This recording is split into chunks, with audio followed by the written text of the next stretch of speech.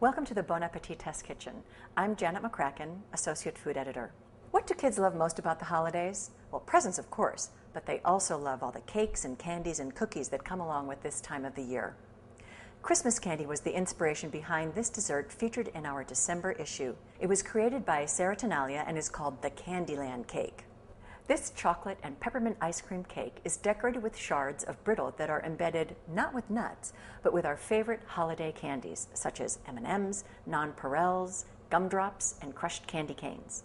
This is a really fun project to do with older children, but because you're dealing with very hot sugar syrup, it's not suitable for younger children.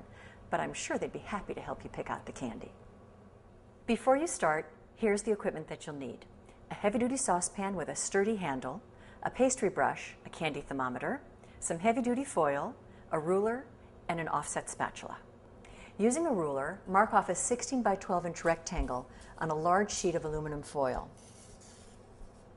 Now be sure you've got all of your candy right at hand, because when that hot sugar syrup is ready, you're going to need to move fast. Here's how to make the brittle. Stir the sugar water over medium-low heat until the sugar is completely dissolved. Then increase the heat and let it boil without stirring. Boil the sugar syrup until it reaches 300 degrees on the candy thermometer. This should take about 15 minutes.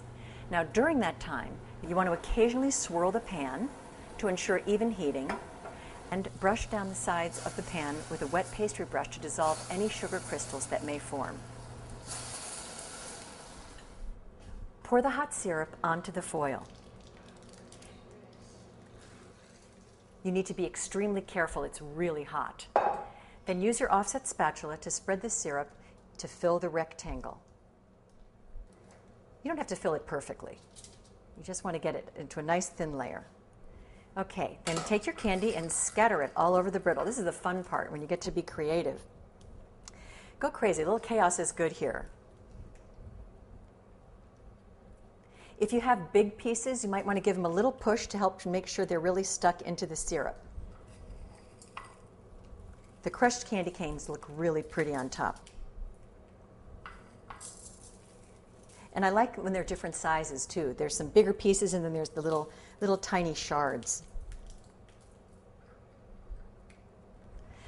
Who could be upset about a little chocolate? The nonpareils are wonderful, like little snowflakes on top of them.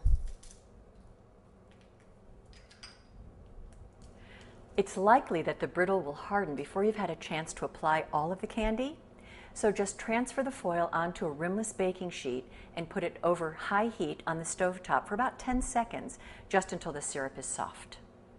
After the brittle has completely cooled, you can go ahead and begin to break it into pieces, removing the foil as you go.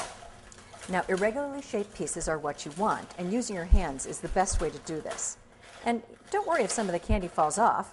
Just think of it as a treat for the chef. You can use this brittle to decorate this cake or other desserts, or you can just serve it on its own as a fun, handmade holiday treat. Thank you for joining me in the Bon Appetit Test Kitchen, and happy holidays.